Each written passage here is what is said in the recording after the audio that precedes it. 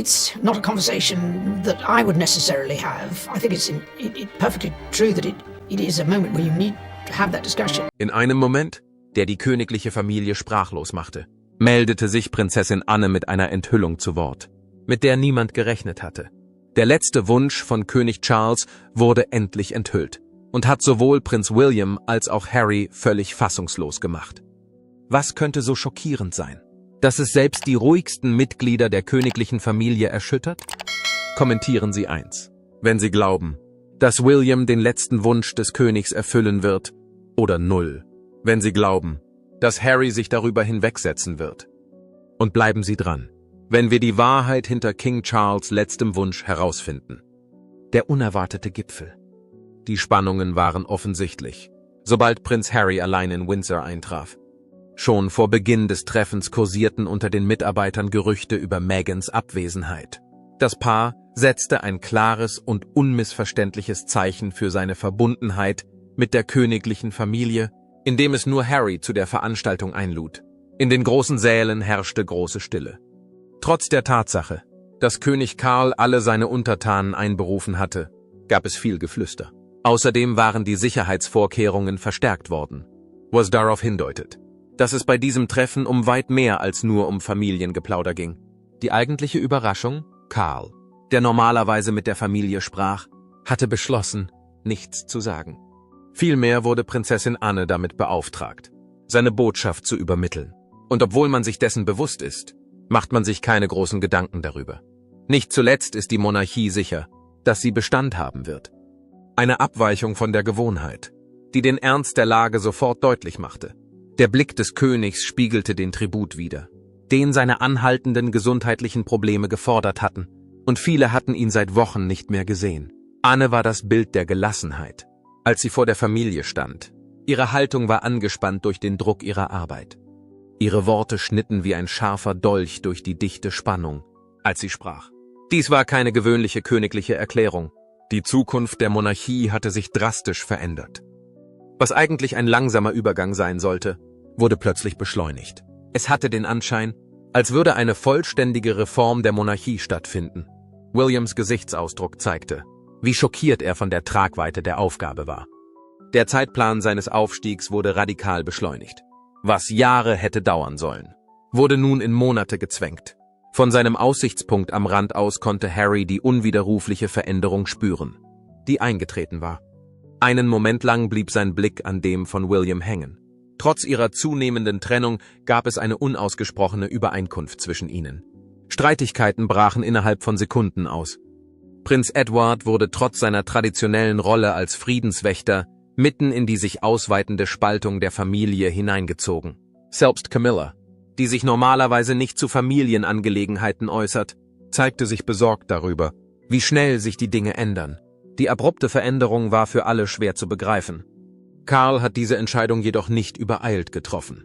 Er erkannte, dass diese Umstrukturierung für die Zukunft der Monarchie unerlässlich war, und sein Gesundheitszustand verschlechterte sich. In den Jahren der Skandale, des öffentlichen Misstrauens und der internen Streitigkeiten war ein Wendepunkt erreicht worden. Nach reiflicher Überlegung war Anne sorgfältig ausgewählt worden, um diese Botschaft zu übermitteln. In den vielen Stunden, die der geschwächte Karl mit dem Verfassen und Überarbeiten der Proklamation verbracht hatte, waren nur seine engsten Berater konsultiert worden. Anne war unter den Königen für ihre Direktheit bekannt, die gelegentlich mit der Neigung der Monarchie zur Diplomatie kollidierte. Aber gerade jetzt brauchte Charles ihre direkte Ansprache mehr als alles andere. Anne war die einzige Person, auf die er sich verlassen konnte, wenn es darum ging, in einem Haushalt, in dem unangenehme Realitäten häufig durch Pomp verschleiert wurden, ehrlich zu sein. Als sie fertig war, herrschte eine lange Stille. Die Mitarbeiter im Saal schienen ebenfalls den Atem anzuhalten. Es herrschte das Gefühl, dass jahrhundertealte Traditionen jederzeit zusammenbrechen können. Charles' Vorschlag zielte darauf ab, die Rolle der Monarchie in der heutigen Welt radikal zu überdenken und nicht nur den Thron zu übertragen.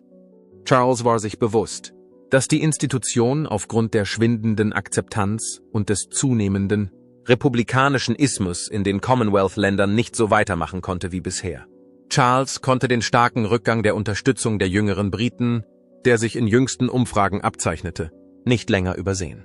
Zu seiner Strategie gehörte es, die Zahl der arbeitenden Royals zu reduzieren, die königlichen Besitztümer dem Volk zugänglich zu machen und die Finanzen der Monarchie in einer Weise zu sanieren, die während früherer Regierungszeiten unvorstellbar war. Es war nun wichtiger, die Existenz der Monarchie in einer skeptischen Ära zu sichern, als die Tradition zu bewahren. Die Monarchie um William wurde neu geschaffen, aber er würde trotzdem den Thron erben. Wenn die Regentschaft von Königin Elizabeth zu Ende geht, wollen die Briten, dass Prinz William ihr Nachfolger wird. Der Titel war nicht mehr der einzige Faktor. Es ging um Einfluss, öffentliche Wahrnehmung und die Frage, ob die Monarchie nach allem, was sie durchgemacht hatte, noch Bedeutung haben konnte. Die Last der Geschichte. Charles hat seine Entscheidung nicht allein getroffen. Fast ein ganzes Jahrhundert königlicher Geschichte hat ihn beeinflusst. Als Edward VIII 1936 abdankte, wurde sein Bruder Georg XVI ohne jegliche Vorbereitung auf den Thron gesetzt, was die Monarchie beinahe ins Wanken brachte. Elizabeth II, George Tochter, bestieg den Thron in sehr jungen Jahren und übernahm umfangreiche Aufgaben, die die meisten Menschen erst im mittleren Alter. Nach Georges Tod 1952 erwarteten, als Charles aufwuchs, erlebte er, wie seine Mutter die Pflicht über ihr Privatleben stellte. Aufgrund ihrer angespannten Beziehung hatte er ein differenziertes Verständnis der königlichen Pflichten. Er entdeckte schon früh, dass Macht nicht glamourös ist, als er beobachtete, wie die Identität seiner Mutter vom Thron aufgezehrt wurde. Ihre eigenen Wünsche wurden ständig den Anforderungen der Öffentlichkeit untergeordnet, was sie isolierte und zu einer lebenden Repräsentantin des Staates machte. Der Tod von Elizabeth im Jahr 2022 war der letzte Strohhalm für die Monarchie. Während ihrer 70-jährigen Herrschaft hatte sie die Kernprobleme der Institution verschwiegen. Die Krebsdiagnose von Charles, die zunächst geheim gehalten wurde, machte kurz darauf deutlich, dass Zeit ein Luxus war, den er sich nicht mehr leisten konnte.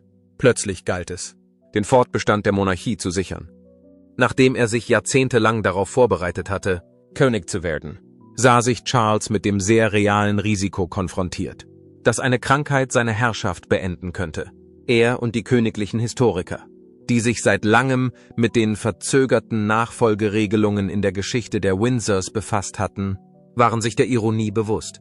Jetzt, da sich sein Gesundheitszustand verschlechterte, war Karl entschlossen zu verhindern, dass William die gleichen institutionellen Mängel erben würde, die seine eigene Nachfolge erschwert hatten. Die Zeit drängte, aber Karl war immer der geduldige Erbe gewesen. Die Krone hat sich von einem bloßen Symbol entwickelt. Sie musste sowohl gegen interne Konflikte als auch gegen externe Kritik verteidigt werden, da sie sehr empfindlich war. Jeder öffentliche Auftritt musste medizinisch vorbereitet werden, und die Ärzte waren immer auf Abruf. Karl hatte sich über die Unruhen informiert, die überstürzte Abdankungen in europäischen Königreichen mit sich brachten.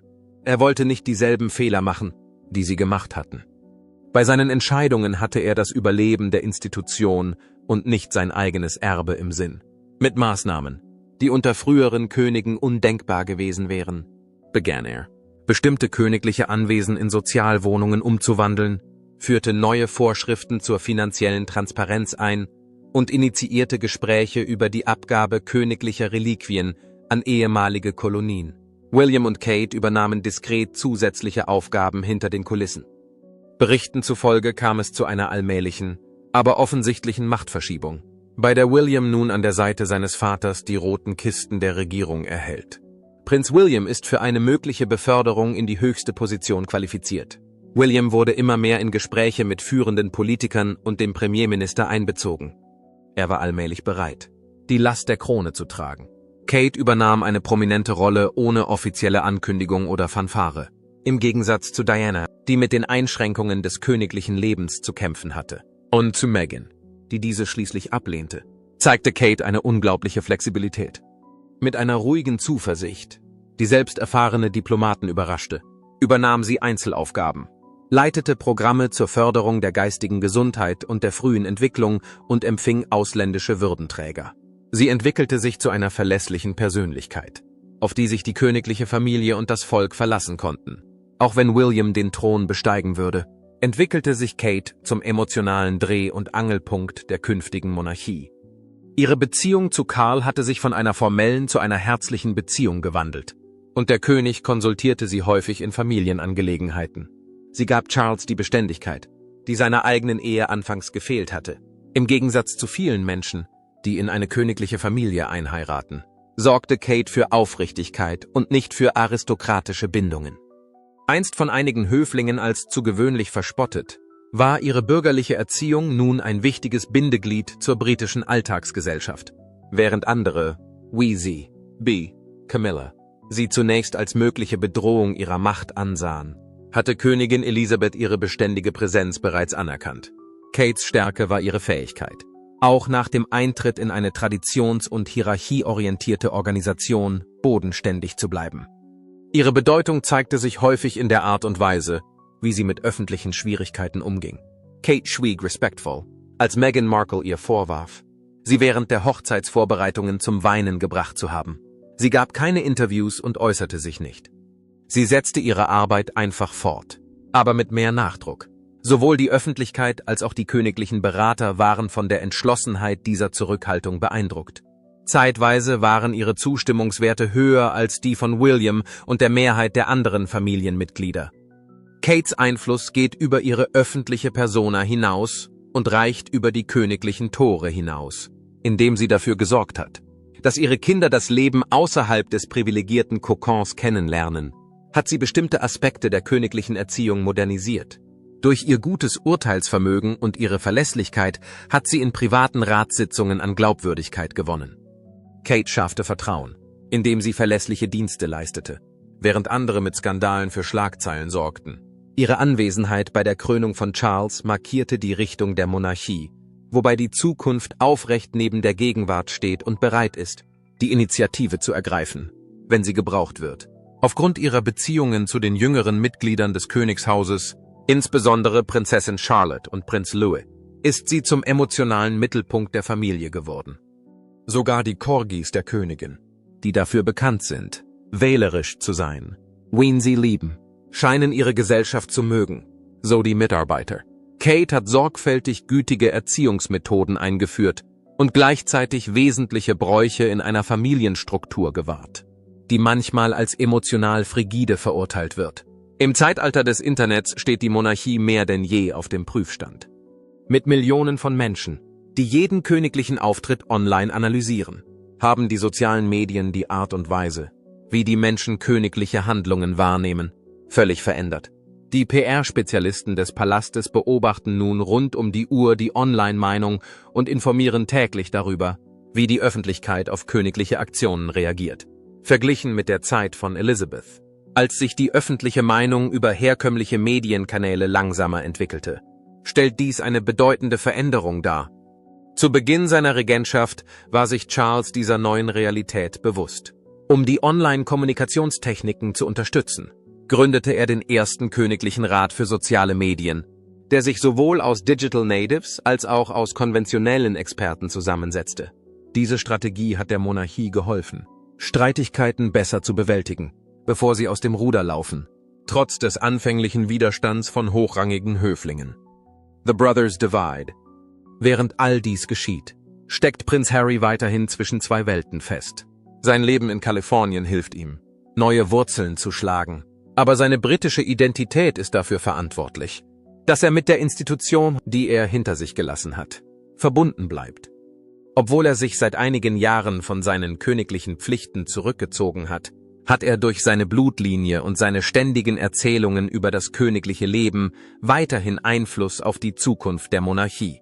Die Beziehung zwischen Harry und William ist nach wie vor schwer gestört, auch wenn in öffentlichen Äußerungen vorsichtig formuliert wird, um die Liebe innerhalb der Familie anzuerkennen.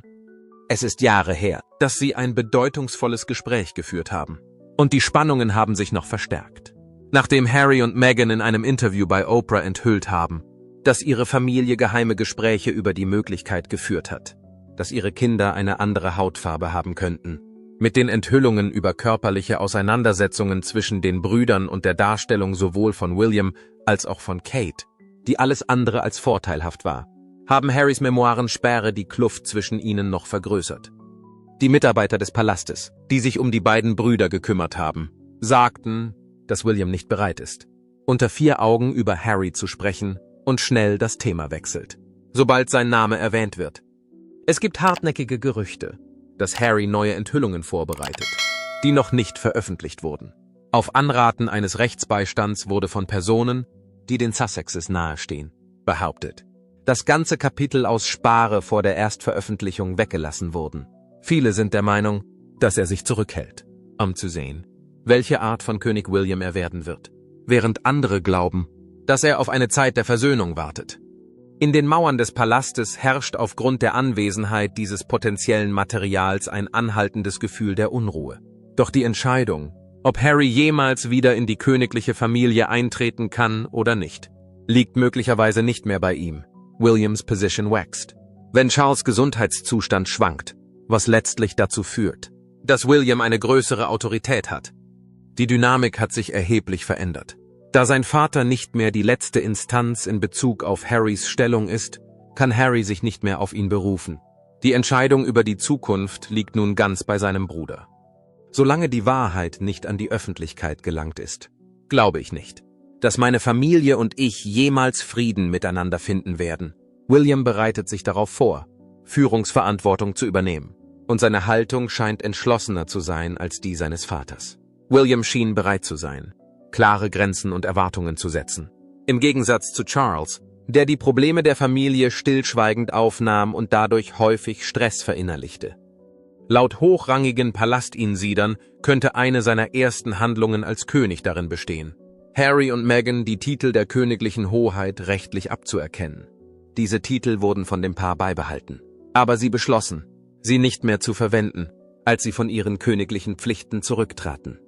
Vor dem Hintergrund einer Medienlandschaft, in der jeder Kommentar weltweit wiederholt werden kann, ist William der Meinung, dass die Monarchie eine genauere Definition dessen braucht, wer sie repräsentiert. Diejenigen, die sich entschieden haben, die Monarchie zu verlassen, sollten nicht weiterhin Titel tragen, die mit der Organisation verbunden sind, die sie verlassen haben.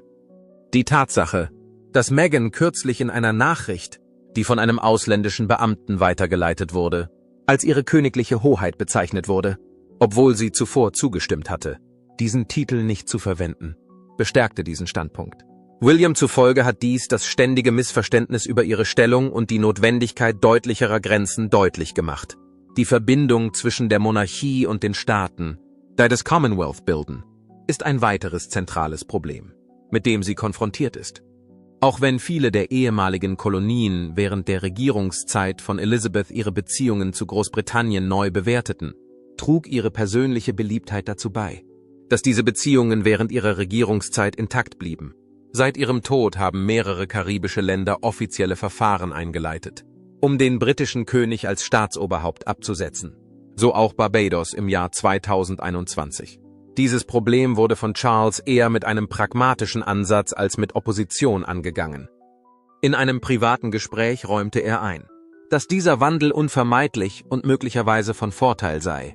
Seine Strategie bestand darin, diese Bindungen in echte Partnerschaften umzuwandeln, die auf ähnlichen Interessen und nicht auf historischer Verantwortung beruhen. Dies stand im Gegensatz zu der Taktik des Kampfes um den Erhalt symbolischer Führungspositionen. Viele waren von dieser Haltung überrascht, da sie erwartet hatten, dass er energischer für die Beibehaltung der herkömmlichen Rollen kämpfen würde. Williams' Beiträge waren wesentlich für die Verwirklichung dieser neuen Vision. Anstatt sich auf zeremonielle Verpflichtungen zu konzentrieren, liegt der Schwerpunkt seiner Reisen durch die Commonwealth-Staaten nun auf Klimabemühungen, Bildungskooperationen und kultureller Interaktion. Hinter den Kulissen hat er sich mit Jugendführern aus dem gesamten Commonwealth getroffen, um ihre Gedanken über die künftige Rolle der Monarchie kennenzulernen. Wenn diese Gespräche stattgefunden haben, haben sie gelegentlich zu beunruhigenden Erkenntnissen über die Sichtweise der jüngeren Generation auf die koloniale Vergangenheit Großbritanniens geführt. Die Umstellung ist eine der größten Anpassungen in der britischen Außenpolitik der letzten Jahrzehnte. Über mehrere Jahrhunderte hinweg waren diese Verbindungen für die weltweite Vorherrschaft Großbritanniens unverzichtbar. In diesem Moment sind sowohl Charles als auch William zu der Erkenntnis gelangt, dass ein Festhalten an Machtstrukturen, die nicht mehr relevant sind, nur ihr Scheitern beschleunigen würde. Im Gegenteil, sie streben den Aufbau eines Commonwealth-Verhältnisses an, das auf gegenseitigem Respekt und nicht auf historischer Verehrung beruht. Charles' letzter Wunsch. Für Charles, dessen Regentschaft durch gesundheitliche Probleme und das lange Erbe seiner Mutter getrübt wurde, geht sein letzter königlicher Wunsch über die Sorge um zeremonielle Angelegenheiten hinaus. Sein Ziel war, die Familie zu heilen. Nicht, dass sie sich vollständig versöhnen, aber dass es zumindest eine Öffnung gibt, wo die Kommunikation wieder beginnen kann. Aus seinem näheren Umfeld wird berichtet, dass er sich bis in die späten Abendstunden Bilder seiner Familie aus glücklicheren Zeiten anschaut. Insbesondere solche, die William und Harry zusammen zeigen, als sie noch klein waren. Auch wenn Charles nicht wollte, dass Harry vollständig in den royalen Arbeitsstatus zurückkehrt, wollte er auch nicht, dass er für immer von der königlichen Familie getrennt wird. Obwohl sich eine direkte Interaktion als zu unmöglich erwies, hat der Monarch über vertrauenswürdige Mittelsmänner weiterhin eine enge Verbindung zu Harry aufrechterhalten. Charles war der Meinung, dass familiäre Beziehungen Pflichten mit sich bringen, die nicht einfach durch Umstände wie geografische Entfernung oder öffentliche Konflikte ausgelöscht werden können. Er vertrat eine nuancierte Sichtweise. In dem Bemühen, die Monarchie zu sichern und gleichzeitig die Existenz von Blutsverwandtschaften anzuerkennen, die über die Belange der Institution hinausgingen, wollte er nicht nur eine funktionierende Institution, sondern auch eine Familie hinterlassen, die sich während seiner Herrschaft nicht völlig aufgelöst hatte. Je weiter sich sein Gesundheitszustand verschlechterte, desto deutlicher wurde diese Sorge, was zu einem Gefühl der Dringlichkeit führte, die Wunden der Familie zu heilen, bevor die Zeit abläuft. Während des Treffens in Windsor vermittelte Prinzessin Anne diese Botschaft mit der gewohnten Unverblümtheit, für die sie bekannt ist. Die Tatsache, dass sie sowohl von William als auch von Harry für ihre Geradlinigkeit geschätzt wurde, bedeutete, dass sie die Bitte von Charles eher aus Pflichtgefühl als aus Leidenschaft übermittelte. Andererseits war sie sich der Tatsache bewusst, dass eine Versöhnung von der Bereitschaft beider Parteien abhängt, die sie insgeheim in Frage stellte, ob sie in ausreichendem Maße vorhanden war, um die Kluft zu überbrücken. Aufgrund der Empfehlung des medizinischen Personals, dass der König während der Behandlung emotionalen Stress vermeiden soll, ist es schwierig, direkt in die Beziehung zwischen den Brüdern einzugreifen. Stattdessen hat er die Verantwortung für die Entwicklung möglicher Kommunikationskanäle an seine vertrauenswürdigsten Berater delegiert, in der Erwartung, dass diese Kanäle im geeigneten Moment ausgelöst werden. Diese Pläne werden an einem sicheren Ort in seinem persönlichen Arbeitszimmer aufbewahrt und sind für den Fall reserviert, dass sich sein Zustand ernsthaft verschlechtert, obwohl die Monarchie in der Lage ist, Rituale zu organisieren und Erklärungen abzugeben. Ist sie nicht in der Lage, emotionale Wunden durch königliche Dekrete zu heilen. Durch ein Verfahren ist es nicht möglich, öffentliche Enthüllungen rückgängig zu machen oder privaten Verrat zu heilen. Da Charles' Aufmerksamkeit nun auf seine anhaltenden gesundheitlichen Probleme gerichtet werden muss, hat er sich bemüht, Raum für Verständnis zu schaffen. Dennoch liegt es derzeit außerhalb seiner Kontrolle, ob er diese Chance nutzen wird oder nicht. William ist derjenige, der die Entscheidung treffen wird. Es ist nicht nur eine Frage von zeremonieller Bedeutung, dass seine bevorstehende Regentschaft näher rückt. Es ist vielmehr eine grundlegende Entscheidung über den Weg, den die Monarchie einschlagen wird, und darüber, ob die Familie nach Jahren des öffentlichen Streits eine gemeinsame Basis finden kann oder nicht. Es ist unklar, ob er der Bitte seines Vaters um eine kleine Öffnung nachkommen wird oder ob er die Tür, durch die Harry gegangen ist, fest verschließt. Die Reaktion wird sich nicht nur auf die Beziehungen innerhalb der Familien auswirken, sondern auch auf die Art und Weise, wie die Öffentlichkeit die Monarchie wahrnimmt. In den Mauern des Palastes besprechen die Berater die Strategie und koordinieren die Zeit. Viele drängen auf einen sauberen Bruch, die Abschaffung der Titel, die Klärung der Erbfolge und die Einführung einer vereinfachten Monarchie, die sich nur auf die Personen konzentriert, die treu geblieben sind. Einige andere befürchten, dass eine solche endgültige Entscheidung die Sympathie der Bevölkerung für Harry und Meghan wecken könnte, insbesondere wenn sie mit dem sich verschlechternden Gesundheitszustand von Charles zusammenfällt. Historiker der königlichen Familie warnen beide Seiten, dass die Institution schon immer durch gespaltene Familien geschädigt wurde. Welche Entscheidung William letztendlich treffen wird, ist jedoch noch völlig unbekannt. Diejenigen, die ihm am nächsten stehen, haben berichtet, dass er immer mehr Vertrauen in sein Urteilsvermögen gewinnt und bereit ist, Entscheidungen zu treffen, die eine Herausforderung darstellen, Die letzte Mitteilung, die Charles geschickt hat, war nicht nur eine Bitte, sondern ein Test für Williams Fähigkeit, die Zukunft der Monarchie zu sehen und ein Gleichgewicht zwischen den Anforderungen der Institutionen und den familiären Bindungen zu finden. Die moderne Identität der Monarchie. Eine Krone war nicht das Einzige, was König Karl erbte. Er übernahm ein Königreich, das zwischen der Bewahrung seiner Traditionen und dem Wandel hin und her gerissen war. In einer Welt, in der Sichtbarkeit alles ist und Stille manchmal als Apathie empfunden wird, steht die Institution, die einst durch Rituale und Stille definiert wurde, heute vor einer Welt, in der Sichtbarkeit alles ist. Karl ist sich dessen bewusst.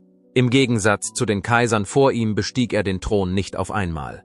Er hat jahrzehntelang gewartet und in dieser Zeit die Entwicklung der öffentlichen Meinung und den Zerfall der Institutionen miterlebt und etwas gelernt, was kein Monarch vor ihm lernen musste, wie man in einer Zeit regiert, in der die Autorität selbst in Frage gestellt wird.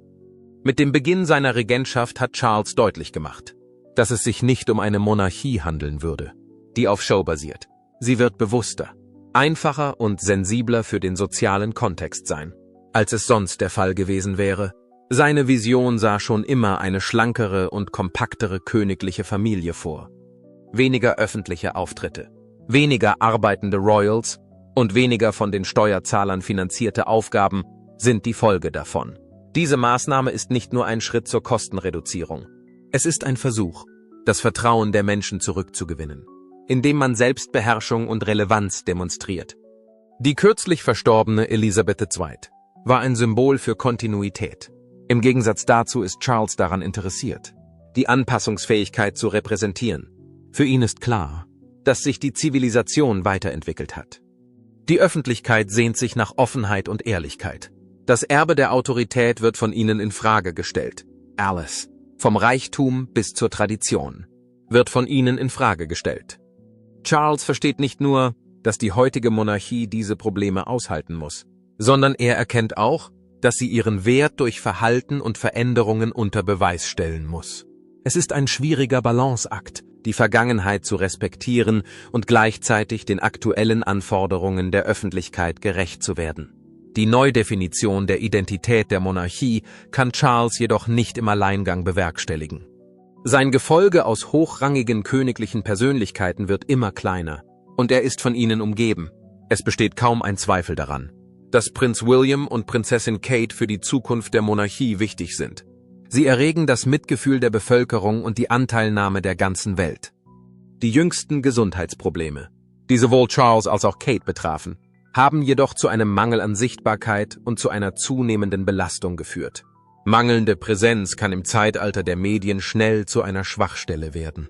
Wenn einflussreiche Menschen aus dem öffentlichen Leben verschwinden, füllen Mutmaßungen die Lücke, die sie hinterlassen. Außerdem ist es äußerst schwierig, Vermutungen zu widerlegen, wenn sie einmal geäußert wurden. Meine über alles geliebte Mutter, Ihre Majestät die Königin, während ihrer gesamten Regierungszeit. Aus diesem Grund hat Charles dem Umgang mit den Medien eine relativ geringe Priorität eingeräumt. Er hat zwar neue Leitlinien aufgestellt, aber der Presse noch nicht den Krieg erklärt. Seine Führung hat dazu geführt, dass königliche Engagements kürzer und eingeschränkter sind und mehr Diskretion erfordern. Fotografen sind jetzt in ihrer Bewegungsfreiheit eingeschränkt. Nur wenn es unbedingt erforderlich ist, werden Informationen weitergegeben. Die Zahl der spontanen Momente, die Zahl der undichten Stellen und die Zahl der Auftritte, die sich einstudiert anfühlen, nimmt ab. Dies ist jedoch kein Rückzug. Die Würde der Familie bleibt gewahrt. Und das Image der Familie wird durch den Einsatz dieser Technik geschützt. Charles ist sich der Tatsache bewusst, dass die Monarchie nicht automatisch die Berichterstattung dominiert. Die Welt wurde darauf aufmerksam gemacht, dass die Politik des Schweigens des Palastes nicht länger wirksam ist, als Prinz Harry und Meghan Markle die Entscheidung trafen, durch Interviews und Streaming-Veranstaltungen offen zu sprechen. Dies führte zu einer Situation, in der Gefühle und Meinungsverschiedenheiten in der ganzen Welt verbreitet wurden und die königliche Familie gezwungen war, zu reagieren. Und zwar nicht mit Kommentaren gegenüber der Presse, sondern mit demonstrativen Handlungen. Die Antwort, die Charles gegeben hat, bestand darin, nach außen hin ruhig zu sein und öffentliche Gegenangriffe zu vermeiden. Andererseits ist er im Geheimen dabei, die Art und Weise, wie die Monarchie mit dem öffentlichen Image umgeht, zu erneuern. Die Begriffe Kontrolle und Umsicht stehen im Mittelpunkt dieser neuen Identität. Der Umgang der königlichen Familie mit den Medien hat sich deutlich verändert. Charles hat nicht nur den Zugang für Insider eingeschränkt, sondern auch seine Zustimmung zu internen Bewertungen der Kommunikation gegeben. Es gibt Berichte, die eine stärkere Kontrolle der Pressearbeit und eine direktere Überwachung von undichten Stellen vorsehen. Die Machtdynamik hat eine subtile Anpassung erfahren, auch wenn sie nicht dramatisch sein mag. Der Monarch ist nicht mehr nur eine Figur von zeremonieller Bedeutung. Er ist der letzte Herausgeber des Bildes, das die Monarchie der Öffentlichkeit präsentiert. Diese Vorsicht hat jedoch ihren Preis. Wenn eine Familie Informationen zurückhält, ist es wahrscheinlicher, dass die Öffentlichkeit sie errät. In der heutigen Zeit reagieren die Menschen nicht mit Bewunderung, wenn sie mit einem Geheimnis konfrontiert werden. Sie reagieren mit Skepsis. Der König bemüht sich, die Aura der Institution zu bewahren, ohne den Eindruck zu erwecken, gleichgültig oder uninteressiert zu sein. Der vielleicht schwierigste Aspekt seiner Arbeit besteht darin, seine Präsenz aufrechtzuerhalten, ohne sich dabei einem übermäßigen Risiko auszusetzen. Charles hat bis jetzt eine konstante Strategie verfolgt. Statt sich auf Theatralik zu verlassen, modernisiert er sich durch Disziplin. Um die Identität der Monarchie neu zu gestalten, reduziert er den Umfang und erhöht gleichzeitig die Kontrolle. Er strebt nicht nach Popularität, sondern nach Legitimität. Seiner Ansicht nach muss die Legitimität aus der Pflicht und nicht aus der Attraktivität erwachsen.